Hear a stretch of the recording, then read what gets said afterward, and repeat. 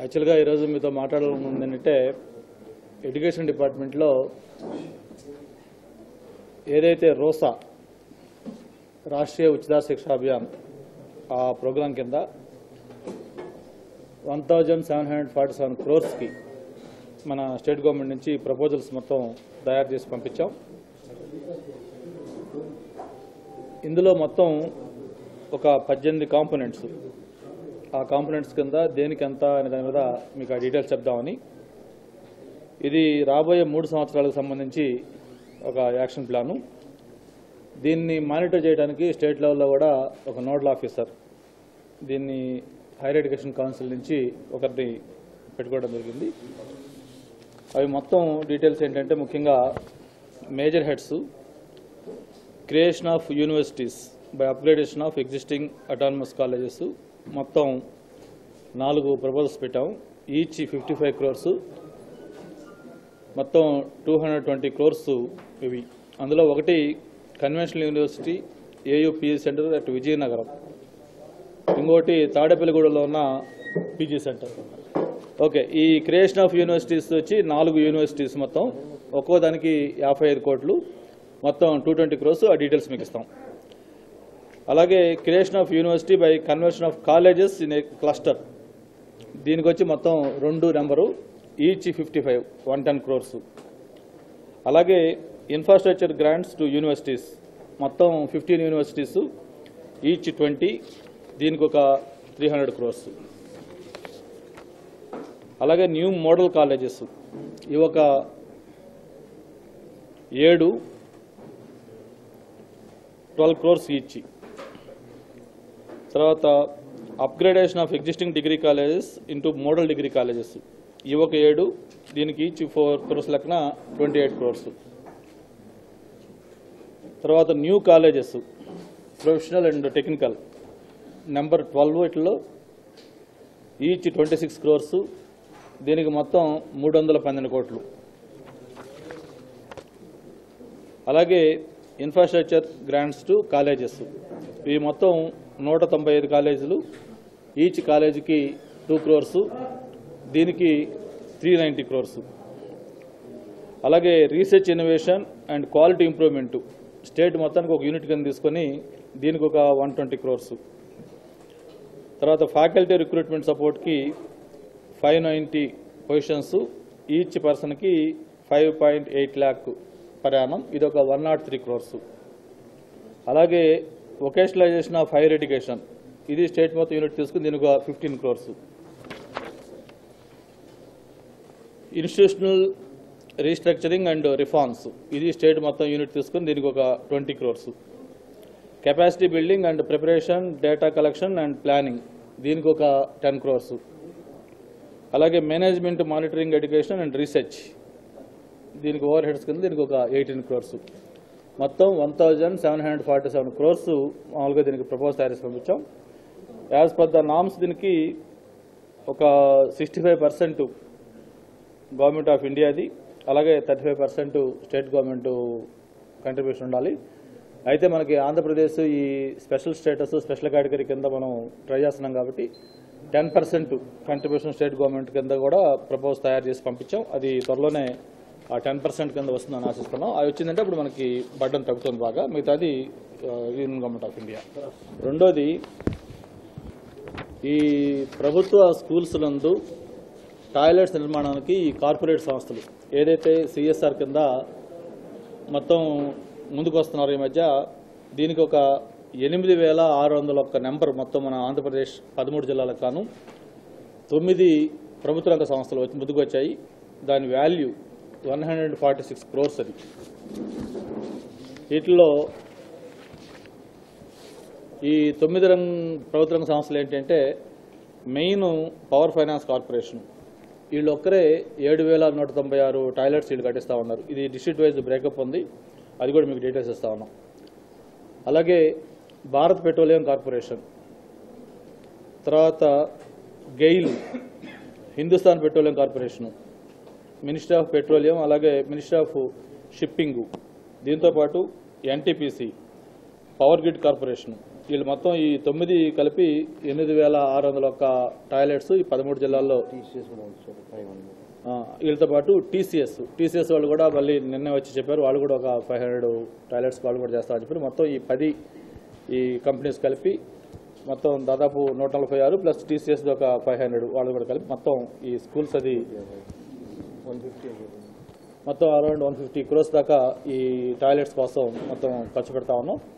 దీనికి మన education department వాళ్ళని కూడా కోఆర్డినేషన్ అడిగారు.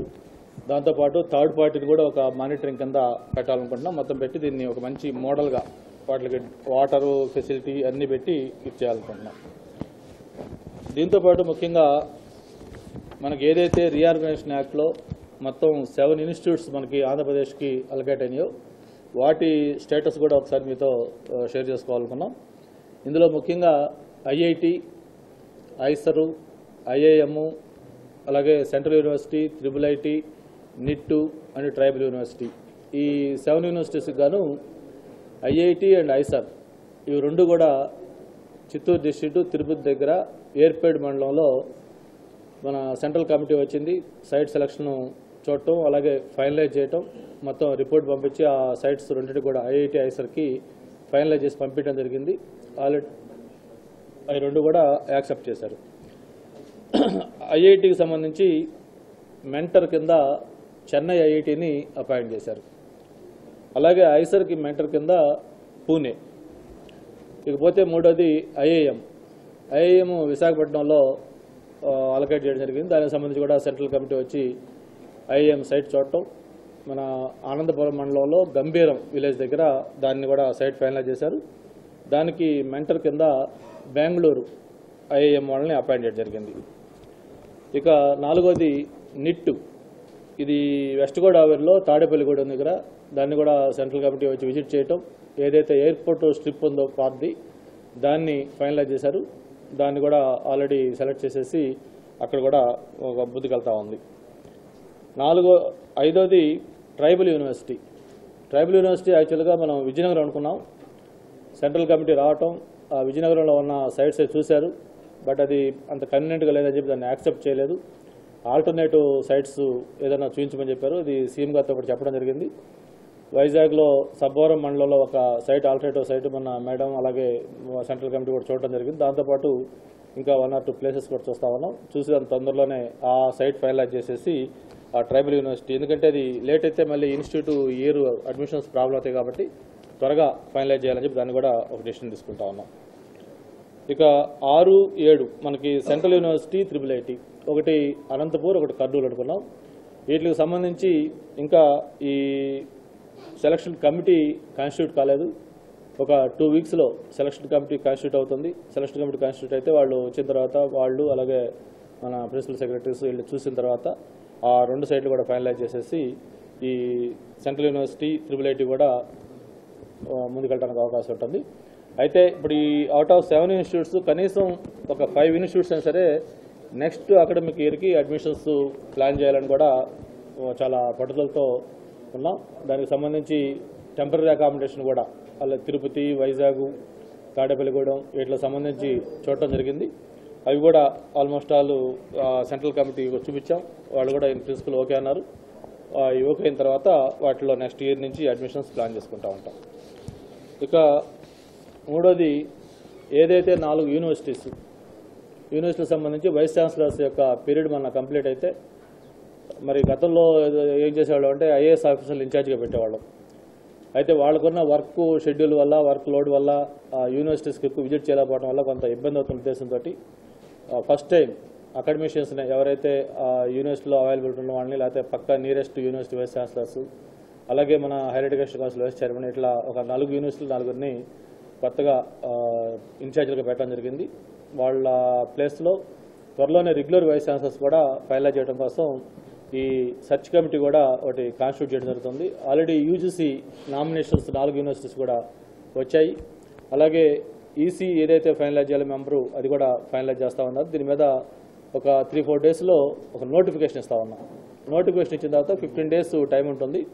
ఆ టైం తర్వాత మామూలు సెర్చ్ కమిటీ కూర్చొని అటు నోటిఫికేషన్కి వచ్చిన రెస్పాన్స్ కానివ్వండి, లేకపోతే అదర్వైజ్ వచ్చిన ఈ అప్లికేషన్స్ తీసుకొని వాటిల్లో ఫైనలైజ్ చేసి రెగ్యులర్ వైస్ ఛాన్సలర్స్ కూడా ఇది చేయడం జరుగుతుంది.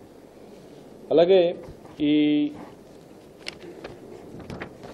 ప్రైమరీ మన ఎడ్యుకేషన్ సంబంధించి మొత్తం ఫోకస్డ్గా వెళ్లాలనే ఉద్దేశంతో దీన్ని మొత్తం 4 కాంపోనెంట్ల కింద డివైడ్ చేయడం జరిగింది. ఒకటి ఎలిమెంటరీ ఎడ్యుకేషన్ 1 to 8 క్లాసెస్లో ఈ SSA, JBBV, KGBV, RMSA model school to promote cluster school concept, దీనికి ఇదొక కాంపోనెంట్. రెండోది secondary education 9th to 12th, దీంట్లో KGBV, RMSA model schools, IEDSS, VE, అలాగే ఏపీఎస్డబ్ల్యూ, టీడబ్ల్యూ, వాటి డీటెయిల్స్ అని కూడా ప్రిన్సిపల్ సెక్రటరీ గారు ఎక్స్ప్లెయిన్ చేస్తారు మీకు ఒకసారి. అలాగే మూడోది టీచర్ ఎడ్యుకేషన్ ఇన్స్టిట్యూషనల్ సపోర్ట్, ఇది 1 నుంచి 12 క్లాసుల వరకు ఈ ఎస్సీఆర్టీ, ఎస్ఐఏటి, ఐసీటీ, జీటీబీపీ, డీజీవీ, ఎస్ఐవిఈ. నాలుగోది literacy, open school and library 1 to 12 classes plus TE plus others, adult education, APOSS and library throw గ్రామ సచివాలయం. ఇట్లా ఈ 4 కాంపోనెంట్లు కింద తీసుకొని ఇట్లా కూడా కాన్సన్ట్రేట్ చేయాలనుకున్నాం. దీనికి సంబంధించి ఒకసారి ప్రిన్సిపల్ సెక్రటరీ గారు కూడా దాని డీటెయిల్స్ చెప్తారు. తర్వాత ఇంటర్మీడియట్కి సంబంధించి కూడా ఏదైతే మనందరం కూడా చాలా యాంగ్షియస్గా వెయిట్ చేస్తూ ఉన్నాం, దానికి సంబంధించి దాదాపు 20 లక్షల మంది పిల్లలు అటు తెలంగాణ కానివ్వండి, ఆంధ్ర కానివ్వండి రాష్ట్రంలో both first year and second year పిల్లలు ఎగ్జామ్స్ రాస్తూ ఉన్నారు. వాళ్ళలో కూడా ఒక రకమైన మొన్నటిదాకా చిన్న కన్ఫ్యూజన్ ఉంది. ఏమవుతుంది ఇంటర్మీడియట్ ఎగ్జామ్స్ సపరేట్గా పెడతారా, కంబైండ్ పెడతారని కూడా ఒక కన్ఫ్యూజన్ ఉంది. దాని మీద నిన్నే ప్రిన్సిపల్ సెక్రటరీ గారు అలాగే నాయకత్వం కూడా మాట్లాడి ఏదైతే పిల్లల భవిష్యత్తు మనకు ఇంపార్టెంటో వాళ్ళకి ఆ కన్ఫ్యూజన్ లేకుండా ముందు కామన్గానే ఇప్పుడు ఎగ్జిస్టింగ్ సిస్టమ్ ప్రకారమే మొత్తం షెడ్యూల్ తయారు చేయమని చెప్పాం. దానికి ఫస్ట్ ఇయర్ ఎగ్జామ్ 11th మార్చి, అలాగే second year exam 12th start అయ్యే విధంగా కంబైన్డ్గానే ఏదైతే ఉమ్మడిగానే పరీక్షలకి మొత్తం ప్రిపేర్ చేసిన షెడ్యూల్ నిన్న సంతకం పెట్టడం జరిగింది. దాన్ని ఇది తెలంగాణ గవర్నమెంట్ పంపించాం. వాళ్ళు కూడా దాన్ని పాజిటివ్గా యాక్సెప్ట్ చేస్తారని ఆశిస్తూ ఉన్నాం. ఎందుకంటే ఏదైనా మనం మార్పులు చేయాలన్నా లేకపోతే ఇంకేదైనా కొత్తగా మనం సిస్టమ్కి వెళ్ళాలన్నా కూడా ఈ ఇయర్ మధ్యలో ఇప్పటికిప్పుడు అబ్రప్ట్గా చేస్తే కొంత ఇబ్బంది అవుతుంది. కాబట్టి ఈ ఇయర్కి వాళ్ళు కూడా కోఆపరేట్ చేసి ఖచ్చితంగా కామన్ ఎగ్జామ్స్కి కామన్ దీనికి కోఆपरेट చేస్తారని కూడా ఆశిస్తా ఉన్నాం. हमने ये भी तय किया है अभी हमारे नेपाल में जब सार्क देशों की मीटिंग होगी, हमने कहा है कि भारत एक काम करने के लिए